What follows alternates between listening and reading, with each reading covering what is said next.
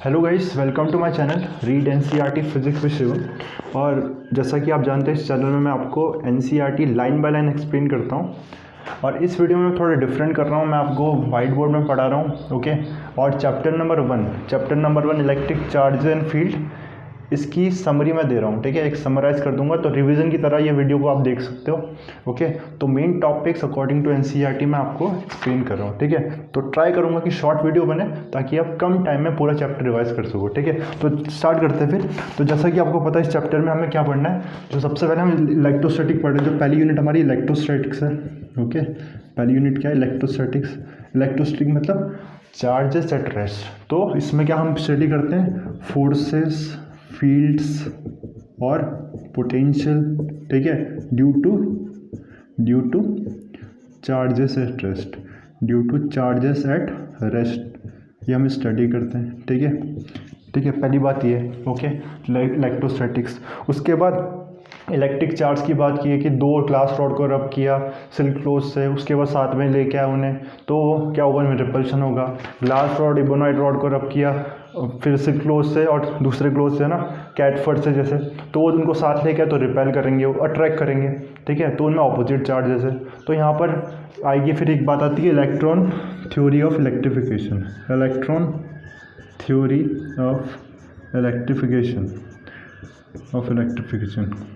कहने का मतलब क्या है? कहने का मतलब है इलेक्ट्रिफिकेशन। इसका मतलब है कि जो इलेक्ट्रिसिटी है, जो चार्जेस डेवलप हुए, पॉजिटिव चार्ज ग्लास रॉड में, जैसे इबोनाइट रॉड में नेगेटिव चार्ज, वो किस कारण से डेवलप हुए? उसका रीज़न क्या है? उसका रीज़न है इलेक्ट्रॉन्स। इलेक्ट्रॉन्स। कैसे इलेक्ट्रॉन रीज़न है? आपको पता है, atom consist of electron, proton and neutron, okay. लेकिन जो आउटवर्ड होंगे वो कौन से होंगे? इलेक्ट्रॉन होंगे। तो इलेक्ट्रॉन का ही गेन और लूज होता है, प्रोटॉन का तो नहीं होता। इसलिए क्या बोलते हैं हम, जो इलेक्ट्रिसिटी है, whether it is static electricity, और आगे चल के हम करंट इलेक्ट्रिसिटी की बात करेंगे। तो जो स्टैटिक इलेक्ट्रिसिटी है, चार्जेस है, पॉजिटिव चार्जेस, नेगेटिव चार्जेस, इसका रीज़न क्या है? इलेक्ट्रॉन। ग्लास में क्या हुआ होगा? ग्लास में ग्लास ने लूजली बाउंड इलेक्ट्रॉन लूज करे होंगे, ठीक है। सपोज ग्लास ने 10,000 इलेक्ट्रॉन लूज कर दिए, ओके। तो 10,000 इलेक्ट्रॉन लूज कर दिए तो इसमें पॉजिटिव चार्ज आ गया, ओके, क्योंकि नंबर ऑफ प्रोटॉन तो उतने ही है, इसलिए पॉजिटिव चार्ज। इलेक्ट्रॉन की बात करूँ नेगेटिव की, इबोनाइट में, तो इसने इलेक्ट्रॉन गेन करे होंगे, ठीक है, तो इसमें नेगेटिव चार्ज आ गया। तो इलेक्ट्रॉन थ्योरी ऑफ इलेक्ट्रिफिकेशन यही है, ठीक है। इसके बाद पूरी एक्टिविटीज़ दी है एनसीईआरटी में, आप इसे देखोगे तो उसके बाद आप समझ पाओगे, ठीक है। फिर आगे चल के एक पैराग्राफ भी है इसमें, unification of electricity and magnetism, ठीक है। इसको आप बाद में देखोगे चैप्टर में, मैक्सवेल ने कैसे दोनों को, इलेक्ट्रिसिटी और मैग्नेटिज्म को यूनिफाई किया था, ठीक है, इलेक्ट्रोमैग्नेटिज्म। सबसे पहले जो चैप्टर में हमें पढ़ना है, ये पहली यूनिट जो है इलेक्ट्रोस्टैटिक्स, हम किसकी बात करेंगे? इलेक्ट्रोस्टैटिक्स की, फिर करंट इलेक्ट्रिसिटी की, मतलब ऑल थ्रू हम इलेक्ट्रिसिटी की स्टडी करते हैं, ठीक है, इलेक्ट्रिक चार्जेस की, इलेक्ट्रिक करंट की। उसके बाद आएगा मैग्नेटिज्म, ओके। मैग्नेटिज्म हम देखेंगे कि इलेक्ट्रिक करंट की वजह से मैग्नेटिज्म प्रोड्यूस होगा, ठीक है। तो इलेक्ट्रिसिटी और मैग्नेटिज्म में क्या होगा? लिंक्ड होगा, ठीक है। वेरिंग करंट प्रोड्यूसेस, या varying charges produces electric magnetic field, और फिर आगे चल के हम देखेंगे कि varying magnetic produces electric field. तो यहाँ से किस फील्ड का राइज होगी? कौन सी फील्ड राइज होगी? Electromagnetism, okay. तो इस बॉक्स में जो है, इसमें इसकी बात की, यूनिफिकेशन की बात की है, और इलेक्ट्रोमैग्नेटिज्म से फिर इलेक्ट्रोमैग्नेटिक वेव की बात करेंगे। और इलेक्ट्रोमैग्नेटिक वेव से जितने भी हम कम्युनिकेशन कर रहे हैं, इलेक्ट्रोमैग्नेटिक वेव्स का यूज़ कर रहे हैं, radio waves, gamma waves etcetera, बहुत सारे वेव्स है। तो चैप्टर नंबर 8 में इसकी बात की है, ठीक है। तो आगे चल के बात करेंगे। इसके बाद जो हमें बात की है, एक जो टॉपिक है यहाँ पर, गोल्ड लीफ इलेक्ट्रोस्कोप, ठीक है, गोल्ड लीफ इलेक्ट्रोस्कोप, ठीक है। तो क्या है ये? एक इंस्ट्रूमेंट है जिससे हम क्या पता कर सकते हैं कि weather a body is charge और नॉट, इससे हम पता कर सकते हैं। जैसे कि कुछ इस तरह से होगा ये, जैसे कि आप बुक में डायग्राम भी देख सकते हो, कुछ इस तरह से, ओके। हम खुद से भी कंस्ट्रक्ट करने को इसमें एक्टिविटी दी, आप खुद भी कंस्ट्रक्ट कर सकते हो इसे, ठीक है। तो ये कुछ ऐसा, इसमें एक मेटल रॉड होगी और यहाँ पर एक गोल्ड लीफ होगा, ओके।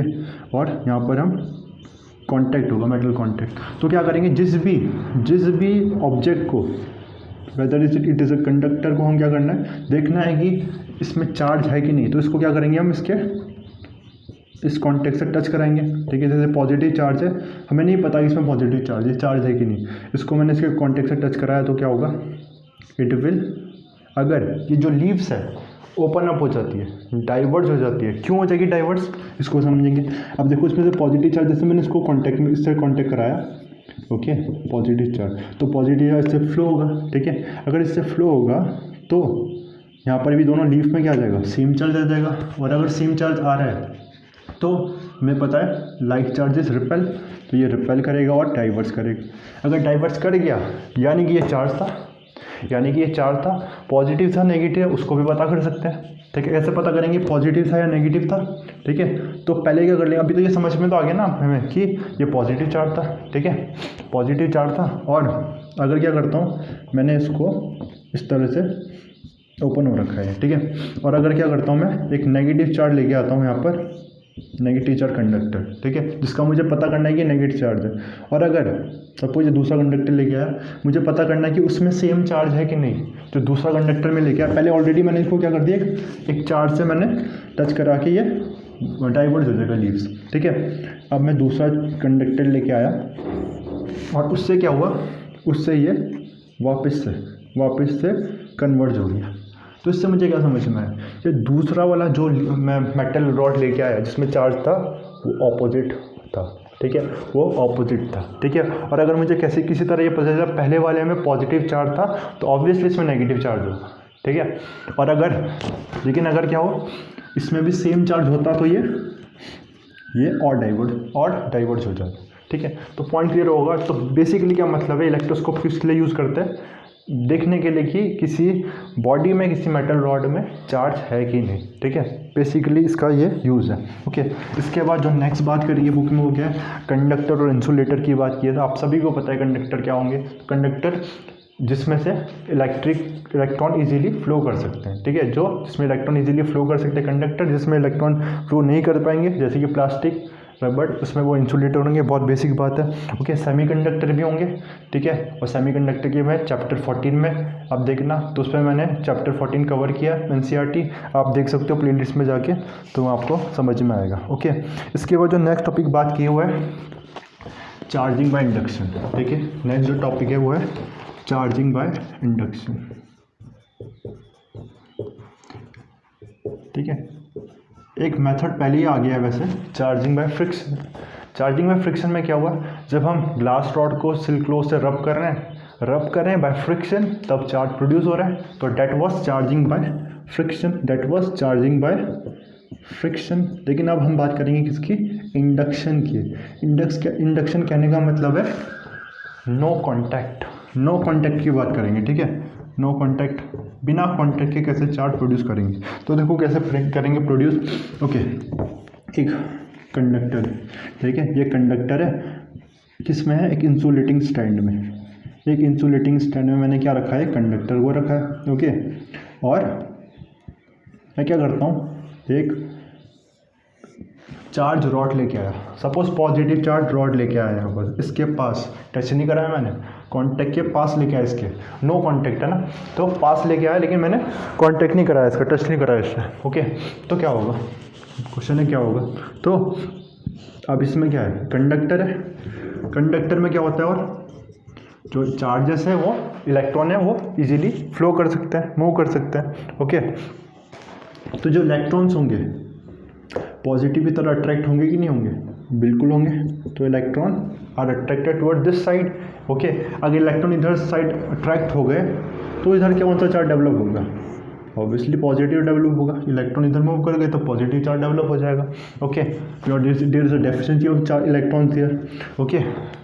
तो ये हुआ है ना, तो इसमें चार्ज डेवलप हो गए, लेकिन प्रॉब्लम क्या है, अभी ये टेम्परेरी है। क्यों, जैसे ही मैं इसको रिमूव करता हूँ, मैं क्या देखता हूँ, इसमें से वापस वो चार्ज वापस चले गए, वापस डिस्ट्रीब्यूट हो गए चार्ज, ठीक है। इलेक्ट्रॉन पूरे डिस्ट्रीब्यूट हो गए, मतलब फिर से न्यूट्रल हो गया, तो टेम्परेरी था। लेकिन मैं चाहता हूँ वो परमानेंट रहे, तो कैसे करूँगा ऐसा मैं, तो इसके लिए तरीका है, बिल्कुल क्या कर सकता हूँ मैं, जब चार्ज लेके आया और पॉजिटिव चार्ज लेके आया यहाँ पर नेगेटिव हो गया, तो इसकी मैं अर्थिंग कर सकता हूँ, है ना। यहाँ पर कॉन्टैक्ट यहाँ पर मैं टच कर सकता हूँ इसको फिंगर से, या फिर इस तरह से अर्थिंग कर सकता हूँ, है ना। फिंगर से भी टच करूँगा तब भी क्या हो जाएगा, चार्ज मूव कर जाएगा यहाँ से, जो पॉजिटिव चार्ज था। और जैसे फिर मैं इसको रिमूव भी करूँगा, ठीक है, मैंने क्या किया, अर्थिंग कर दी यहाँ पर, ओके। और जैसे मैं इसको रिमूव भी करूँगा सोर्स को, उसके बाद क्या होगा, अब पॉजिटिव चार्ज तो हट गया यहाँ से, फ्लो कर गया, ओके। अब इसके बाद ये negative charge all through out this conductor distribute हो जाएगा, और इस तरह से ये क्या हो जाएगा, नेगेटिव चार्ज अक्वायर कर लेगा, ओके। तो this is charging by induction. आप इसको समझोगे, बुक में दे रखा है, ओके, आपको एकदम से समझ में आ जाएगा, ओके। इसके बाद देखो, इसके बाद नेक्स्ट जो चीज़ है, कुछ प्रॉपर्टीज़ है, ठीक है, कुछ प्रॉपर्टीज़ है। आगे बढ़ने से पहले अगर आपने चैनल को सब्सक्राइब नहीं किया तो प्लीज़ सब्सक्राइब कर दो, ताकि चैनल ग्रो कर सके और मैं और आगे वीडियोस बना सकूं, ठीक है, और आगे वीडियोस बना सकूं, ठीक है। एनसीईआरटी, और कमेंट सेक्शन में फीडबैक देना कि आप क्या चाहते हो कि वाइट बोर्ड वीडियोस और बने, या फिर एनसीईआरटी जैसे मैं रीड करता हूँ मोबाइल में वैसे ही आपको एक्सप्लेन करो, ठीक है। कमेंट सेक्शन में बताना, तो उस हिसाब से मैं वीडियोज़ बनाऊँगा आगे, ठीक है। अगर आपको ये इस तरह से आपको समझ में आता है, अगर ये आपको बेनिफिशियल लगती है तो मैं इसे कंटिन्यू करूँगा, नहीं तो उन्हीं वीडियोस को आगे बढ़ाऊँगा, ओके। और कुछ और बात, जैसे कि अलग अलग चैप्टर्स की रिक्वेस्ट आ रही है कि इस चैप्टर को कंप्लीट करना है, ठीक है। तो सब चैप्टर एक साथ कंप्लीट करना पॉसिबल नहीं है, ठीक है। जैसे कि अभी मैं ऑप्टिक्स, वेव ऑप्टिक्स कंप्लीट करने की ट्राई कर रहा हूँ, ओके। ड्यूल नेचर वाला बीच में छोड़ दिया था मैंने, बिकॉज काफ़ी रिक्वेस्ट आ रही थी एक दूसरे चैप्टर को कंप्लीट करने की, वेव ऑप्टिक्स को, तो मैं उससे कंटिन्यू कर रहा हूँ, ठीक है।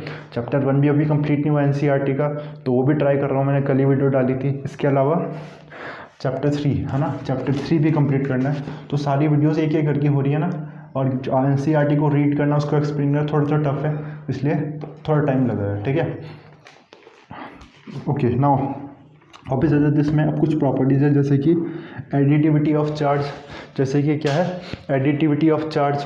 तो एडिटिविटी ऑफ चार्ज क्या, सिंपली चार्ज स्केलर क्वांटिटी है। ध्यान रखना चार्ज क्या है, this is a scalar quantity. और अगर सपोज एक बॉडी में कितना है, सपोज एक बॉडी है, इसमें Q1 Q2 Q3 चार्ज है, तो क्या होगा टोटल चार्ज, सिंपली क्या कर दो, इनको ऐड कर दो, इनका एल्जेब्रिक सम हो जाएगा, Q1 plus Q2 plus Q3, और सपोज ये नेगेटिव है ना, तो this is plus minus Q3, okay. Example, this is suppose 5 coulomb, this is 3 coulomb, भले ही कूलम बहुत बड़ा चार्ज है, फिर भी 5 कूलम है, 3 कूलम है, और यहाँ -2 कूलम है, तो कितना आ जाएगा टोटल चार्ज इस बॉडी में, okay. This are discrete charges of course, okay. तो ये कितना आ जाएगा, 8 - 2 इज 6 कूलम, ओके। तो दिस इज एडिटिविटी चार्ज, बहुत सिंपल है, ओके। इसके बाद जो नेक्स्ट टॉपिक है, नेक्स्ट जो टॉपिक है वो charge is conserved, charge is conserved. तो कंजर्वेशन ऑफ चार्ज की बात की गई है। कंजर्वेशन ऑफ चार्ज का मतलब बहुत सिंपल है, देखो फिर से, जैसे कि मैं अभी बात कर रहा था ना, ग्लास रॉड को रब किया फिर सिल्क्लोज से, तो उसमें चार्ज आ गया, पॉजिटिव चार्ज आ गया जब मैंने सिल्क्लोज से रब किया, ठीक है, सिल्क्लोज से रब किया, ठीक है, और इसमें नेगेटिव चार्ज आ गया। क्या चार्ज, कोई टोटल चार्ज कितना रहेगा, देखो अब देखो समझो इस चीज़ को, कितने, सपोज यहाँ से ना 100 इलेक्ट्रॉन यहाँ ट्रांसफ़र हो गए, सपोज 100 इलेक्ट्रॉन यहाँ ट्रांसफ़र हो गए, ओके, तो पॉजिटिव चार्ज आ गया यहाँ।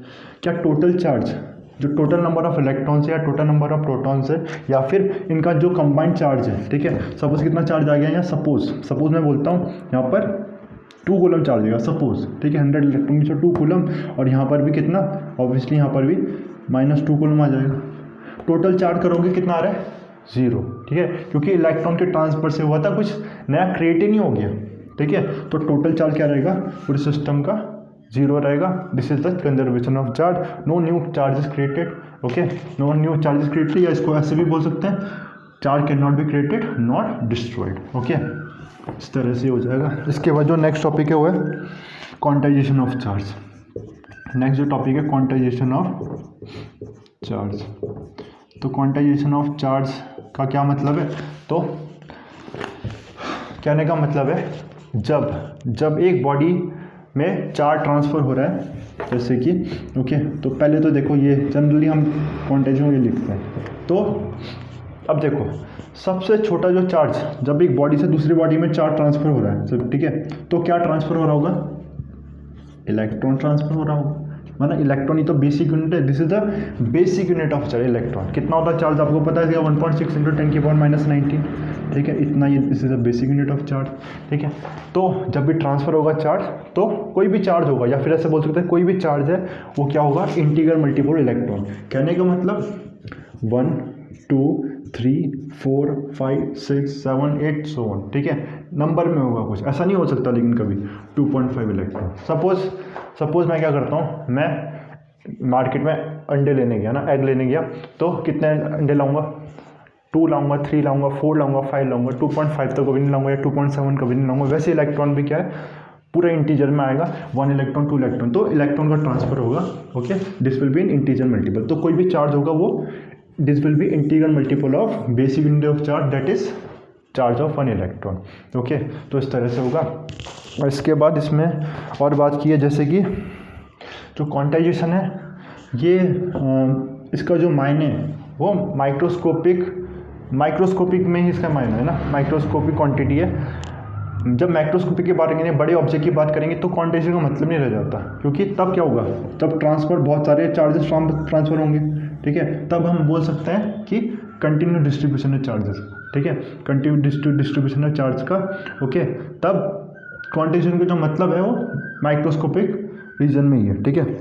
माइक्रोस्कोपिक रीजन में क्वांटाइजेशन का कोई क्या हम इग्नोर कर सकते हैं बेसिकली। होगा तो इलेक्ट्रॉन ट्रांसफर 1 2 3 4 5 से ऐसी, लेकिन इतने सारे इलेक्ट्रॉन ट्रांसफर हो रहे हैं, मिलियंस में इलेक्ट्रॉन ट्रांसफर हो रहे हैं, तो वहाँ क्वांटाइजेशन का कोई मतलब नहीं रह जाता, ठीक है। ये सारी चीज़ इसमें मेंशन की, ओके, ठीक है। तो इतनी बात होने के बाद जल्दी से बढ़ेंगे और आगे अब बात करेंगे किसकी, कूलम्ब्स लॉ की। और सब तो इम्पॉर्टेंट टॉपिक अब आ गया है कूलम्ब्स लॉ। तो क्या होता है कूलम्ब्स लॉ, तो देखो दो चार्जेस है, दो चार्जेस, कैसे चार्जेस, पॉइंट चार्जेस, ठीक है, ध्यान रखना। पॉइंट चार्जेस जो क्या है प्लस क्यू, और दो चार्जेस Q1 और Q2 r डिस्टेंस पे। चार्जेस कैसे, पॉइंट चार्जेस, ठीक है, पहली कंडीशन r डिस्टेंस पे। तो कितना होगा इसमें, पहली बात ये तो एक दूसरे पे क्या करेंगे, फोर्स एक्सर्ट करेंगे, एक दूसरे पे फोर्स एक्सर्ट करेंगे, ठीक है। क्यों करेंगे फोर्स एक्सर्ट, पॉजिटिव चार्ज और सपोज ये नेगेटिव चार्ज है, सपोज, ठीक है, ये पॉजिटिव चार्ज है और ये नेगेटिव चार्ज है, ये पॉजिटिव है और ये नेगेटिव है, Q1 Q2, एक दूसरे पे फोर्स एक्सर्ट करेंगे। क्यों करेंगे फोर्स एक्सर्ट, पहला तो कुछ नहीं है, तो इसलिए करेंगे बिकॉज स्टेबल होने के लिए। स्टेबल होने के लिए क्यों, पॉजिटिव नेगेटिव से अट्रैक्ट होगा और न्यूट्रल हो जाएगा, और न्यूट्रल स्टेबल, तो स्टेबल होने के लिए फोर्स अट्रैक्ट करेगा। लेकिन अगर पॉजिटिव पॉजिटिव है तो क्या करेगा, एक दूसरे को रिपेल करेंगे, है ना। न्यूट्रल कैसे हो सकता है, नेगेटिव के साथ न्यूट्रल हो सकता है, पॉजिटिव बिल्कुल, लेकिन पॉजिटिव के साथ न्यूट्रल होगा नहीं, होगा बिल्कुल, रिपेल करेगा उससे, इसलिए फोर्स एक्सर्ट करेगा।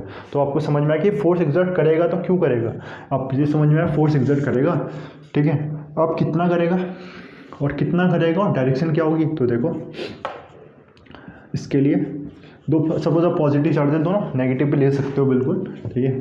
अब फोर्स कितना होगा, तो न्यूटन ने कूलम ने जो पूरा एक्सपेरिमेंट है टॉर्सनल बैलेंस वाला, उसके बारे में आप देखना, ठीक है, वो एक अलग ही टॉपिक हो जाएगा, तो उसको आप देखोगे। तो उन्होंने उसकी हेल्प से क्या किया, फाइंड आउट किया कि जो फोर्स है, जो फोर्स लग रहा है इन दोनों चार्जेस पे, वो किस पे डिपेंड कर रहा है, वो डिपेंड कर रहा है इनके मैग्नीट्यूड के प्रोडक्ट पे। कहने का मतलब इनका मैग्नीट्यूड जितना बढ़ेगा, सपोज वेग लैंग्वेज जो ले रहा हूँ, जैसे कि वेग नंबर ले रहा हूँ ऐसे, जैसे कि 10 और 10, सपोज इनका मैग्नीट्यूड कितना 10 है सपोज, ठीक है। तो दो चार्जेस और कितना डिस्टेंस पे, सपोज ये r डिस्टेंस पे, ठीक है। फिर से ये दोनों चार्जेस हैं, फिर दो दूसरे चार्जेस हैं 20 मैग्नीट्यूड के, तो मुझे बताओ, और दोनों कितने, फिर से r डिस्टेंस पे।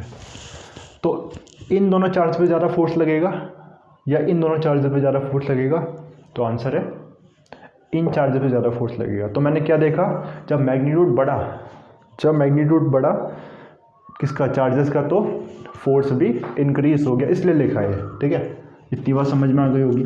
और दूसरा पॉइंट, अब फिर से क्या किया मैंने, ये दोनों चार्जेस को लिया, सपोज अगर 10 ले लिया, 10, ठीक है, प्लस चार्जेस दोनों और मैंने क्या किया, सपोज कितना डिस्टेंस पे 5 सेंटीमीटर, सपोज समझने के लिए। अब मैंने डिस्टेंस को बढ़ा दिया 10 सेंटीमीटर। अब मैं मेजर करता हूँ फोर्स, ठीक है। तो टॉर्सनल बैलेंस से हम ये फोर्स मेजर कर सकते हैं, ठीक है, उसकी हेल्प से, है ना। ओके, तो उसको समझाने के लिए एक वीडियो का लिंक मैं डिस्क्रिप्शन में दे दूँगा, उसको देखना अगर आपको वो समझना है कि कैसे न्यूटन ने इस कंक्लूजन तक पहुँचे थे, ठीक है। और ये डिराइव नहीं है, एक्सपेरिमेंट से निकाला, ठीक है, उन्होंने, इसका कोई डेरिवेशन नहीं है, इसको ना एक्सपेरिमेंट से निकाला था, ओके। और तो 5 सेंटीमीटर और 10 सेंटीमीटर जब डिस्टेंस बढ़ता है तो हम क्या देखते हैं, सेम मैग्नीट्यूड, तो फोर्स जो है वो डिक्रीज कर जाएगा। और कितना डिक्रीज करेगा, इनवर्स स्क्वायर लॉ को फॉलो करेगा, 1/r²। फिर r इज द डिस्टेंस। दो बात समझ में आई, फोर्स चार्ज के मैग्नीट्यूड का प्रोडक्ट पे डिपेंड करेगा, मैग्नीट्यूड बढ़ेगा तो फोर्स इंक्रीज करेगा, और डिस्टेंस बढ़ेगा तो फोर्स डिक्रीज करेगा, इनवर्स स्क्वायर लॉ को फॉलो करेगा, ठीक है, स्क्वायर टाइम डिक्रीज करेगा, ठीक है, ओके।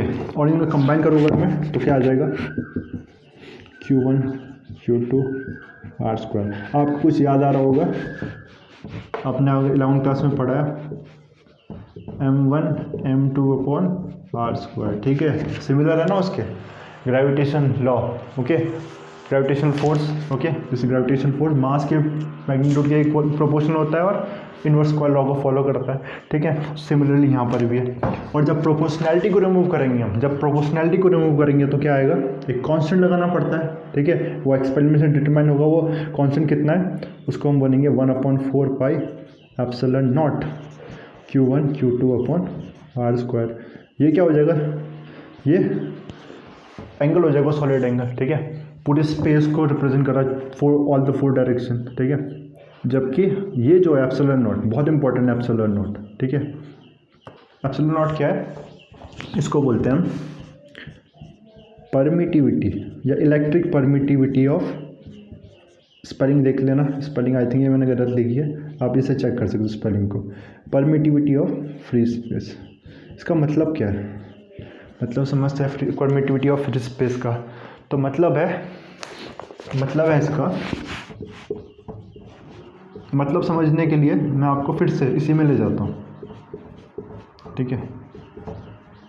मैं क्या देखता हूँ, अगर दो चार्जेस थे मेरे, ठीक है, सपोज ये Q1 Q2 थे, ठीक है, और कितने डिस्टेंस पे थे, सपोज r डिस्टेंस पे, ठीक है। इसको मैंने क्या किया, पहले मैंने इन पे फोर्स मेजर किया, कितना फोर्स है, तो मैंने देखता हूँ फोर्स कितना है, सपोज 100 फोर्स है, कितना फोर्स है, 100 फोर्स, कहाँ पर, वैक्यूम में कितना फोर्स, 100 फोर्स।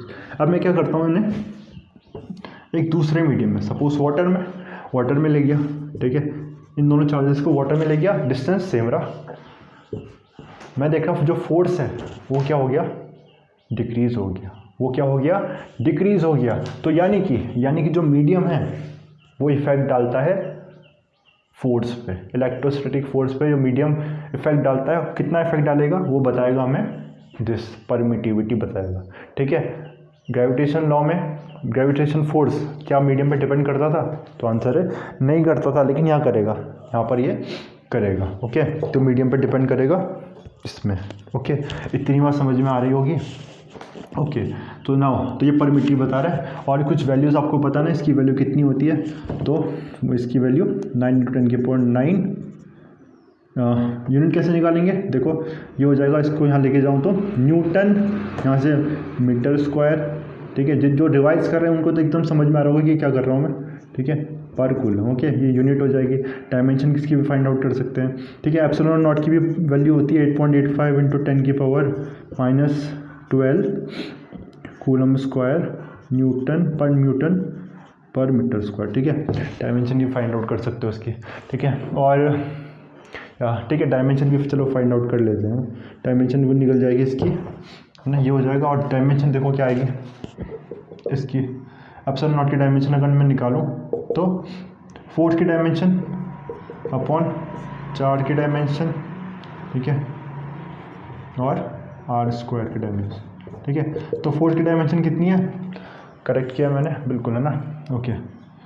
तो ε0 यहाँ गया Q1, सॉरी ये थोड़ा उल्टा हो जाएगा यहाँ, फोर्स के साथ, ठीक, फोर्स एप्सिलॉन नॉट ऊपर जाएगा तो Q1 Q2 की डायमेंशन और नीचे फोर्स और आर स्क्वायर की डायमेंशन, तो इसकी जो डायमेंशन आ जाएगी वो कितनी आ जाएगी, चार्ज की डायमेंशन कितनी होती है, तो याद रखना चार्ज होता है, थर्ड चैप्टर में पढ़ेंगे, पहले भी पढ़ा है आपने, करंट होता है चार्ज अपॉन टाइम, तो चार्ज हो जाएगा करंट इंटू टाइम, चार्ज हो जाएगा करंट इंटू टाइम। करंट की जो डायमेंशन है एम्पियर है और टाइम की टी है, तो AT आ गया, Q1 Q2 है तो क्या हो जाएगा, AT का स्क्वायर हो जाएगा, ठीक है। This is A square T square, this is A square T square, या फिर इसको लिख सकता हूँ A square T square, okay. Fourth की डायमेंशन पता है आपको, फोर्थ की डायमेंशन क्या होती है, तो ML T-1 okay, and distance की R इज L स्क्वायर, तो जो पूरी डायमेंशन आ जाएगी इसकी आ जाएगी क्या,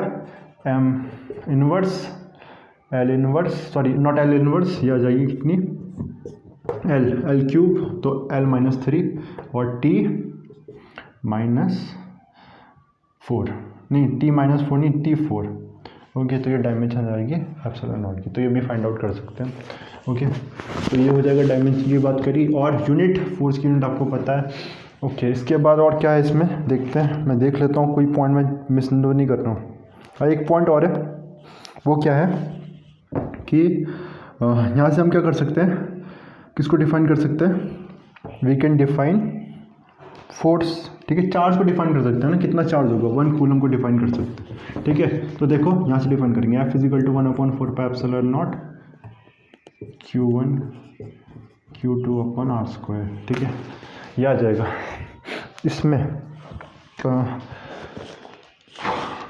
तो हमें क्या निकालना है, 1 कूलम को डिफाइन करना चाह रहे हैं, ठीक है। तो देखो इसकी वैल्यू तो हमें पता है कांस्टेंट है, कितनी वैल्यू बताई थी मैंने अभी, 9 × 10⁹, ठीक है। सपोज अगर ना इसको 1 ले लेते हैं, 1 यूनिटी, अच्छा कूलम की डायमेंशन, चार्ज की डायमेंशन क्या होती है, कूलम होती है, ठीक है। चार्ज की यूनिट कूलम होती है, ओके। 1 कूलम, और डिस्टेंस कितना ले लिया, 1 मीटर स्क्वायर, ये 1 ले लिया, तो फोर्स कितना आ रहा है, 9 × 10⁹ न्यूटन, ठीक है। कहने का मतलब ये है, अगर दो चार्जेस 1 कूलम के दो चार्जेस अगर 1 मीटर पे है, 1 मीटर पे है, दो चार्जेस है जो 1 मीटर डिस्टेंस पे है, दो चार्जेस 1 मीटर डिस्टेंस पे, कहाँ पर, स्पेस में, वैक्यूम में, दो चार्जेस 1 मीटर डिस्टेंस पे है, 1 मीटर डिस्टेंस पे है, और वैक्यूम में, अगर उनके बीच में फोर्स कितना लग रहा है, इलेक्ट्रोस्टैटिक फोर्स 9 × 10⁹ न्यूटन लग रहा है, तब मैं बोलूँगा दोनों चार्जेस का मैग्नीट्यूड कितना है, 1 कूलम है, ठीक है। या फिर ऐसा भी बोल सकते हो कि अगर दो चार्जेस है 1 कूलम के 1 मीटर डिस्टेंस पे वैक्यूम में, तो वो 9 × 10⁹ कूलम फोर्स एक दूसरे पे अप्लाई करेंगे, इलेक्ट्रोस्टैटिक फोर्स, ठीक है। परमिटिविटी की बात की मैंने, और इसमें एक टर्म और आती है वैसे, वो क्या आएगी उसको भी देखते हैं, ओके। नाउ या F = 1/4 एप्सिलॉन नॉट, इसमें एक पॉइंट और बताना था मुझे, वो था Q1 Q2 R स्क्वायर ना, वो आ जाएगा क्या, रिलेटिव परमिटिविटी, ठीक है। हो सकता है जो फोर्स है किसी और मीडियम में निकालूँ मैं, तब मैं क्या बोलूँगा, 1/4 epsilon not Q1 Q2 R square, ठीक है। ये आ गया, तो इसमें क्या आ जाएगा, एप्सिलॉन आ जाएगा, ठीक है। एप्सिलॉन मतलब किसी और मीडियम की बात हो रही है, ठीक है, किसी और मीडियम की बात हो रही है, और इनमें जो रिलेशन देगा वो देगा कौन, रिलेटिव परमिटिविटी, ठीक है। ये बात समझ में नहीं आती जल्दी से, इसको मैं बताता हूँ, ठीक है। कहने का मतलब है इनका रेशो एप्सिलॉन आर है, रिलेटिव परमिटिविटी, जिसको हम डायलेक्ट्रिक भी बोलेंगे। क्या बोल रहा हूँ मैं, देखो ध्यान से समझो। सपोज इनका रेशो कितना है, सपोज एप्सिलॉन और एप्सिलॉन नॉट का 2 है, ठीक है। इनका रेशो सपोज कितना है, 2। इसका मतलब क्या हुआ, इसका मतलब ये हुआ जो एप्सिलॉन है ये ट्वाइस है एप्सिलॉन नॉट के, जो एप्सिलॉन है वो ट्वाइस है एप्सिलॉन नॉट के। कहने का मतलब देखो, अब इसको समझते हैं, ठीक है। तो सपोज ये जो मैंने कंडीशन दी थी यहाँ पर, इसको देखते हैं, F = 1/4 epsilon not Q1 Q2 R square, और यहाँ पर वो F = 1/4 epsilon Q1 Q2 R square. मतलब मैं क्या कर रहा हूँ, दोनों चार्जेस को एक बार मैंने वैक्यूम में रखा, एक बार दूसरे मीडियम में, सपोज वाटर में रखा, सपोज मैंने वाटर में रखा, ठीक है, दूसरे मीडियम में रखा। अब मैं देखना चाह रहा हूँ कि इनके बीच में फोर्स कितना लग रहा है, ठीक है, फोर्स का रेशो देखना चाह रहा हूँ, ठीक है। तो मैं देखता हूँ जो एप्सिलॉन है, सपोज कितना है, यहाँ से इनका रेशो एप्सिलॉन आ रहा है, मतलब जो एप्सिलॉन है वो ट्वाइस है एप्सिलॉन नॉट के, जो परमिटिविटी है वो ट्वाइस है एप्सिलॉन नॉट के, परमिटिविटी है जो वो क्या है, ट्वाइस एप्सिलॉन नॉट के। तो मैं क्या लिख सकता हूँ, permittivity of this twice of epsilon not, twice लिख सकता हूँ, ठीक है। और जब मैंने यहाँ पर ये मीडियम का हो गया, ये वैक्यूम का, वैक्यूम और एयर में फोर्स लगभग बराबर हो जाएगा, ठीक है। तो एप्सिलॉन नॉट हम दोनों के लिए यूज़ कर सकते हैं, वैक्यूम और एयर के लिए। और जब उनका रेशो निकाला, ये सारी क्वांटिटीज़ कैंसिल हुई, ठीक है, क्या रह गया, एफ वैक्यूम या एयर अपॉन एफ मीडियम, तो कितना आ गया 1 अपॉन, ये भी कैंसिल हो गया 2, ठीक है। तो मैं क्या देख रहा हूँ, जो फोर्स इन एयर है, जो फोर्स इन मीडियम है वो ट्वाइस है, ठीक है। यहाँ तो थोड़ा गलत निकल गया, मैंने इसका रेशो क्या ले लिया था, डबल ले लिया ना, ओके यस। तो यहाँ पर ट्वाइस लिया मैंने, ओके। तो दिस इज, अच्छा ऊपर जाएगा, ठीक है, ये जब 1/2 करेंगे तो ये 1/2 ऊपर जाएगा 2, ठीक है। तो कितना आ जाएगा, F medium is 1/2 of F air. कहने का मतलब दो चार्जेस अब एयर में और जब दो चार्जेस मीडियम में, तो मीडियम में जब चार्जेस को ले जाएंगे हम, डिस्टेंस सेम रखा है, मैग्नीट्यूड सेम रखा है, तो फोर्स रिड्यूस हो जाएगा। कितना रिड्यूस हो जाएगा, 1/2 टाइम्स, ठीक है, 1/2 टाइम्स रिड्यूस हो जाएगा। या फिर एयर में जो फोर्स है वो डबल है मीडियम के, एयर में जो फोर्स है डबल है मीडियम में। तो यही रेशो को कौन बता रहा है, इसी को ये बता रहा है एप्सिलॉन नॉट, है ना, कि इनके बीच में जो रिलेशन है वैक्यूम में और मीडियम में, वो रेशो कितना है, उससे हम पता कर सकते हैं कि परमिटिविटी जितनी ज़्यादा होगी उतना ही ज़्यादा हम देखेंगे फोर्स रिड्यूस होगा। जितनी ज़्यादा परमिटिविटी डबल होगी परमिटिविटी, फोर्स भी रिड्यूस हो जाएगा, हाफ रिड्यूस हो जाएगा, ठीक है। बात समझ में आ रही होगी। और इसको हम आगे चल के देखेंगे, इसको हम डाइलेक्ट्रिक कांस्टेंट भी बोलते हैं, इसको के से रिप्रेजेंट कर डाइलेक्ट्रिक कांस्टेंट भी बोलते हैं, जो आगे हम डिस्कस करेंगे, ठीक है। ये बात रही इतनी। इसके बाद है जो नेक्स्ट टॉपिक है वो हो जाएगा हमारा क्या, Coulomb's law in vector form, ठीक है। इसमें आई थिंक मैंने सब कुछ कवर कर दिया जो भी था। एक और चीज़ देख लेते हैं ना, तो हो जाएगा क्या, Coulomb's law in vector form. तो वेक्टर फॉर्म में डायरेक्शन की बात, अभी हमने मैग्नीट्यूड की बात की थी, डायरेक्शन की बात कर लेंगे अब, ठीक है। तो जैसे कि दो चार्जेस है और ये मैंने ओरिजिन ले लिया, ठीक है, ये ओरिजिन है और ये इनके क्या हो गए, this is their position vector, ये Q1 का पोजिशन वेक्टर और ये Q2 का पोजिशन वेक्टर, ओके। अब देखो, और ये क्या हो जाएगा, डिस्प्लेसमेंट वेक्टर बना सकता हूँ मैं। तो दिस इज, ये पोजिशन वेक्टर इसका ये हो जाएगा, है ना। इस चार्ज की पोजीशन क्या ओरिजिन से, तो R1 पोजीशन है इसकी और इसकी R2 पोजीशन है, ठीक है। और यहाँ से R1 से R2 की तरफ ये मेरा बन गया, दिस इज डिस्प्लेसमेंट वेक्टर, ठीक है। और इसको मैं A बोलता हूँ, इसको B बोलता हूँ, ठीक है। अब देखो, तब बात समझते हैं। वेक्टर में बात करूँगा तो डायरेक्शन भी देखनी पड़ेगी, ठीक है। तो मैं बोलता हूँ ये चार्ज इस चार्ज पे फोर्स लगा रहा है, कितना फोर्स लगा रहा है, मैं अकॉर्डिंग टू एनसीईआरटी चलूँगा, जो उसमें नोटेशन यूज़ हुई है। तो यहाँ लिखा है F21 का क्या मतलब है, तो F21 का मतलब समझो, सेकंड चार्ज पे पहला चार्ज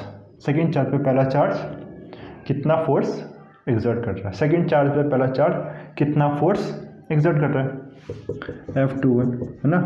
पूरा लिखूंगा नहीं मैं इसको, मैंने बोल दिया है F21 सेकंड चार्ज पे पहला चार्ज अकॉर्डिंग टू एनसीईआरटी, ठीक है। एनसीईआरटी में जो है वही मैं मेंशन कर रहा हूँ, ठीक है। पहले चार्ज, दूसरे चार्ज पे पहला चार्ज कितना फोर्स एग्जर्ट कर रहा है। फोर्स को कैसे लिखते हैं, it is a vector quantity now, हम वेक्टर में बात कर रहे थे, ठीक है। तो 1/4 पाई एप्सिलॉन नॉट, मैग्नीट्यूड तो अभी देख ही लिया ना हमने, Q1/Q2/R², ठीक है। अब डिस्टेंस की भी बात करते हैं, ठीक है। डिस्टेंस कितना है, ये डिस्टेंस हमारा हो जाएगा, इसको मैं बोलता हूँ डिस्प्लेसमेंट R21, और R21 क्या हो जाएगा, देखो उसके लिए पहले उसको देखना था ना, चलो यहाँ देखते हैं उसको। अब देखो ये डिस्प्लेसमेंट डायरेक्शन, ये याद करो क्लास 11th और ट्राइंगल ऑफ वेक्टर एडिशन, ये वेक्टर इधर है और ये वेक्टर ऑपोजिट ऑर्डर में। ट्राइंगल ऑफ वेक्टर एडिशन क्या कहता है, if two vectors can be represented as the side of a triangle, if two vectors, ये दो वेक्टर देखो R1 और R21, ठीक है। R21 इज डिस्प्लेसमेंट वेक्टर, ठीक है। R1 और R21 दोनों सेम तो ट्राइंगल की दो साइड को रिप्रेजेंट कर रहे हैं सेम ऑर्डर में, है ना, सेम ऑर्डर मतलब एक ही डायरेक्शन में, ये इसके साथ ये इसी डायरेक्शन में, इसी ऑर्डर में। Then the third side represent taken in opposite order represent the resultant. तो ये रिजल्टेंट हो जाएगा और ये दोनों हमारे वेक्टर्स हो जाएंगे। तो देखो इसको ओ लिखा है, इसको ए लिखा है, ए बी, तो यहाँ आ जाएगा देखो क्या, तो ओ ए प्लस ए बी आ जाएगा हमारा, ओ बी आ जाएगा। समझ में आ गया position vector triangle of vector addition, ठीक है। और यहाँ से अगर मैं ए बी निकालना चाहूँ तो ए बी क्या आ जाएगा, A B will be O A minus O A, O B minus O A. Okay, now इसके बाद ओ बी क्या है, तो ओ बी आपको पता है, this is a R1 position vector है इसका, सॉरी ओ बी है R2 और ओ ए कितना है R1, ठीक है। तो R12 या R21 जिसको मैं बोल रहा हूँ, this is R2 minus R1 vector में ही हो जाएगा, ठीक है।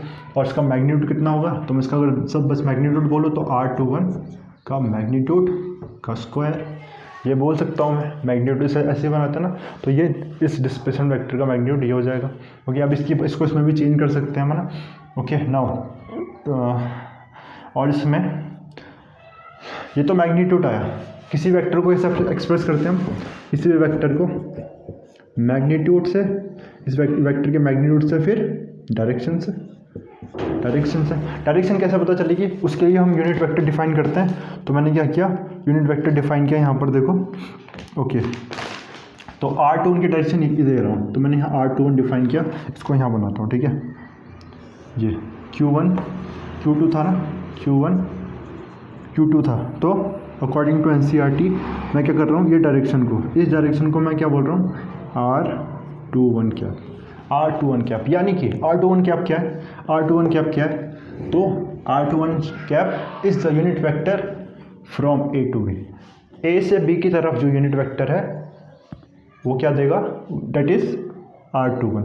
R21 क्या है, unit vector from A to B। अब देखना, मुझे बताओ B सपोज पॉजिटिव, दोनों पॉजिटिव चार्ज है, ठीक है, दोनों पॉजिटिव चार्ज है, ये Q1 Q2 पॉजिटिव चार्ज है, तो कैसा फोर्स लगेगा, रिपेल करेंगे एक दूसरे को, रिपेल करेंगे तो बाहर की तरफ फोर्स लगेगा ना, बाहर की तरफ फोर्स, तो बाहर की तरफ अगर फोर्स लग रहा है तो इस डायरेक्शन में लगेगा, और इस डायरेक्शन में लग रहा है, उस डायरेक्शन को कौन रिप्रेजेंट कर रहा है, R21, क्योंकि हमने R21 ये क्या डिफाइन किया है, unit vector from Q1 to Q2, है ना। सब कुछ मैं NCERT के अकॉर्डिंग में कर रहा हूँ, ठीक है। तो आप NCERT जब पढ़ोगे तो आपको समझ में आएगा ये चीज़। ओके, तो ये आ जाएगा हमारा R21, ठीक है। और मैंने इसको रीड करते हुए वीडियो बनाई है, तो आप वो भी चेक करोगे तो और अच्छे से आपको समझ में आएगा, ठीक है। कंप्लीट नहीं हुआ अभी, ट्राई करेंगे कंप्लीट हो जाए, ठीक है। तो ये मैग्नीट्यूड आ गया, ओके, और ये इस तरह से वेक्टर फॉर्म में लिख लिया मैंने, ओके। और इसमें या ठीक है, और F देखो, और इसकी इसी तरह से F12 भी निकाल लेंगे। F12 किधर लगेगा, ये मतलब F12 मतलब क्या है, पहले चार्ज पे दूसरी चार्ज की वजह से कितना फोर्स लग रहा है, पहले चार्ज में दूसरे चार्ज की वजह से कितना फोर्स लग रहा है, दिस इज फिर से 1/4πε0 मैग्नीट्यूड, डायरेक्शन क्या होगी, तो डायरेक्शन, ठीक है, R12 कैप का स्क्वायर, है ना। इसका बस मैग्नीट्यूड लेना है, इसको भी ले सकते हैं, तो उतना ही है, मैग्नीट्यूड तो उतना ही है ना, मैग्नीट्यूड तो उतना ही है, R21 R12, ओके। और लेकिन डायरेक्शन क्या होगी, डायरेक्शन फिर से एक वेक्टर डिफाइन करता हूँ, किधर, Q1 से Q2 की तरफ यूनिट वेक्टर, तो 1 2, यूनिट वेक्टर मतलब क्या होता है, किसी को यूनिट वेक्टर नहीं पता है, तो यूनिट मतलब जिसकी मैग्नीट्यूड 1 है, वैसा वेक्टर जिसका मैग्नीट्यूड 1 है, जो डायरेक्शन शो करता है, जो बस क्या शो करेगा, डायरेक्शन शो करेगा, ठीक है। तो किसी भी वेक्टर को उसके मैग्नीट्यूड से डिवाइड कर देंगे तो यूनिट वेक्टर आ जाता है, क्लास 11 में है ये, ओके। तो ये डायरेक्शन हो गई, ये डायरेक्शन क्या है, क्योंकि ये चार्ज, इस पर कितना फोर्स लगेगा, इतना, किस डायरेक्शन में, इस डायरेक्शन में, तो R12, ठीक है।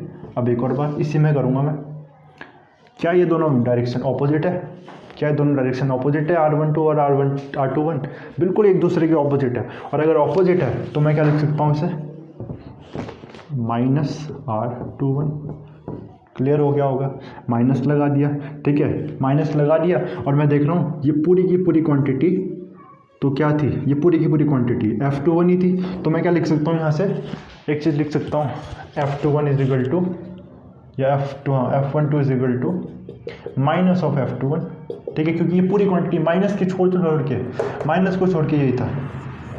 यानी कि जो दोनों फोर्सेस है, ये दोनों फोर्सेस कैसे होंगे, ऑपोजिट इन डायरेक्शन।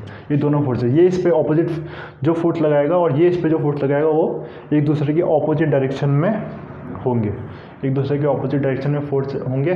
जैसा कि न्यूटन थर्ड लॉ को ये फॉलो कर रहा है ना, रिएक्शन, ओके, है ना, एक दूसरे पे ये फोर्स ऑपोजिट डायरेक्शन में लगा रहे हैं, ठीक है। इसके अलावा जो पॉइंट है और कुछ मैं अगर नहीं छोड़ रहा हूँ तो आई थिंक, हाँ, और अगर क्या हो, अगर ये दोनों, ये किसके लिए कंडीशन है, जब दोनों चार्जेस सेम हो, यानी कि Q1 Q2 का प्रोडक्ट क्या हो, ग्रेटर देन 1, Q1 Q2 का प्रोडक्ट ग्रेटर देन 1। मतलब क्या है इसका, दोनों पॉजिटिव, देखो पॉजिटिव में क्या आएगा, पॉजिटिव आएगा ग्रेटर देन 0, नेगेटिव पॉजिटिव होगा ग्रेटर देन 0, तब भी ये है। लेकिन अगर क्या हो जाए, अब कंडीशन क्या है, Q1 Q2 is less than 0, मतलब एक पॉजिटिव दूसरा नेगेटिव, तब देखो क्या बनेगा, तब Q1 Q2 एक पॉजिटिव दूसरा नेगेटिव, ठीक है। अगेन ये, तो इस केस में क्या होगा, नेगेटिव चार्ज, पॉजिटिव चार्ज क्या करेगा, नेगेटिव चार्ज को अट्रैक्ट करेगा, पॉजिटिव चार्ज नेगेटिव चार्ज को क्या करेगा, अट्रैक्ट करेगा, ठीक है। पॉजिटिव चार्ज नेगेटिव चार्ज को क्या करेगा, अट्रैक्ट करेगा, ठीक है ये, और नेगेटिव चार्ज करेगा पॉजिटिव चार्ज को, रिपेल करेगा, अट्रैक्ट करेगा। अगेन इसमें भी अट्रैक्ट करेगा, पहले वाले में रिपल्शन हो रहा था, इसमें क्या हो रहा है, अट्रैक्शन हो जाएगा, ठीक है। तो अगर इसको लिखूँ मैं, अब यहाँ पूरी चीज़ लिखूँ Q1 Q2, तो देखो यूनिट वेक्टर ऑलरेडी हम डिफाइन कर चुके हैं, तो जो F21 निकालूंगा, मतलब इस पे जो फोर्स लग रहा है ना, दूसरे पे पहले की वजह से जो फोर्स लग रहा है वो कितना निकलेगा, मैग्नीट्यूड तो वही रहेगा, लेकिन डायरेक्शन क्या होगी, अब डायरेक्शन अभी मैंने डिफाइन किया था, क्या आएगा, R21 नहीं आएगा, R21 तो कहाँ था, R21 यहाँ से यहाँ आता ना, Q1 से Q2 की तरफ, R21 यहाँ से यहाँ आता, ठीक है। लेकिन अब क्या आएगा, यहाँ R12 आ जाएगा, क्योंकि ये है R12 कहाँ है सर, R21 ये रहा, R21 यहाँ है, ये लग रहा है इधर, तो ये है R21, यहाँ दिखा रहा हूँ मैं, तो ये क्या है, दिस इज़ R21 और this is R12 according to NCERT चल रहा हूँ, ठीक है, अकॉर्डिंग टू NCERT मैं करा रहा हूँ, या ठीक है।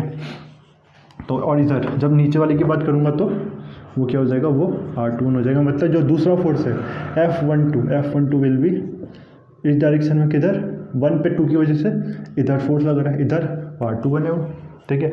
बाकी सारी चीज़ वही हो जाएगी, ठीक है, ओके। जो ये सारी चीज़ रही इसमें जो मैंने बता सकता था, ओके। इसके बाद भी आगे बात करूँ, है ना, तो वीडियो बहुत लंबी हो गई है, मैं सोचा था कि जल्दी कंप्लीट हो जाएगी, बट बहुत सारी चीज़ें हैं इसमें, और एक लास्ट चीज़ देख लेते हैं फिर, है ना, एक लास्ट चीज़ भी देख लेते हैं, वो क्या है, फिर एंड करेंगे वीडियो को, है ना, और वीडियोस में कंप्लीट करूँगा। अगर आप बता देना कि ना, जो भी सब्सक्राइबर्स हैं, जो आप देखते हो NCERT जो मैं रीड करता हूँ, अगर जो इनको भी थोड़ा बहुत भी इससे समझ में आता है, ठीक है, तो इन वीडियोस को वाइड ओपन में जब पढ़ा रहा हूँ, इनको कंटिन्यू करूँ या नहीं करूँ, ठीक है, वैसा आप कमेंट में बताओगे, उस तरह से मैं आगे कंटिन्यू करूँगा, इन वीडियोस को कंटिन्यू करूँगा, नहीं तो फिर मैं NCERT रीड जैसा कि मैं करता हूँ, ठीक है, वैसे ही कंटिन्यू करूँगा, ठीक है। तो कमेंट सेक्शन में देखूँगा और उस हिसाब से मैं आगे वीडियोस कंटिन्यू करूँगा, ओके, ठीक है। इसके बाद जो नेक्स्ट टॉपिक है वो है, ठीक है, फोर्सेस बिटवीन मल्टीपल चार्जेस, ठीक है, फोर्सेस बिटवीन मल्टीपल चार्ज, ठीक है। बड़ी लंबी वीडियो बनाने में इतनी थकान लगेगी मुझे पता नहीं था, ठीक है, और इसको फिर अपलोड भी करना है, तो उसमें ज़्यादा एक्चुअली क्या होता है, जो वो वीडियोज़ मैं बनाता हूँ उसमें ज़्यादा MB यूज़ नहीं होती है ना, ये मोबाइल में रिकॉर्ड करके बनाता हूँ मैं, सिंपली एक उसमें स्क्रीन रिकॉर्डर ऑन कर लेता हूँ और उसी में एक ऐप है ड्रॉ ऑन स्क्रीन, उसी से उसमें एक्सप्लेन कर देता हूँ, माइक भी यूज़ नहीं करना पड़ता, कुछ नहीं, ठीक है, और बहुत कम MB की वीडियो बनती है, तो नेट भी ज़्यादा खर्च नहीं होता है इसमें, मुझे नेट भी लगेगा ना, क्योंकि वाईफाई तो नहीं यूज़ है मेरे घर में, जो मोबाइल डेटा से ही करता हूँ अपलोड, तो इसीलिए थोड़ी सी प्रॉब्लम ही होगी इसमें, ठीक है। तो देखते हैं इसे। तो ओके, फिर नेक्स्ट चीज़ है फोर्सेस बिटवीन मल्टीपल चार्जेस। तो जब एक से ज़्यादा चार्जेस होंगे तब क्या होगा, एक से ज़्यादा चार्जेस होंगे तो क्या होगा, ठीक है, Q1 Q2 Q3, इनकी वजह से सपोज एक दूसरे पे कितना फोर्स लगाएंगे। देखो बुक के अकॉर्डिंग करता हूँ, ठीक है, फिर से Q2 है, Q1 है, Q3 है, ठीक है। लास्ट टॉपिक है ना, इसका मैं सोचा था पूरा कंप्लीट करूँगा, लेकिन ऐसा नहीं हो सकता, काफ़ी बड़ी वीडियो हो जाएगी, इतना नहीं हो सकती, ठीक है। और इतनी एनर्जी मुझ में तो नहीं है कि मैं 2-2 घंटे 3-3 घंटे की वीडियो एक साथ बना सकूँ, ठीक है। लेकिन इसलिए अगर आगे चाहोगे तो मैं आगे और वीडियोस में कंटिन्यू कर दूँगा कि Q1 Q2 Q3,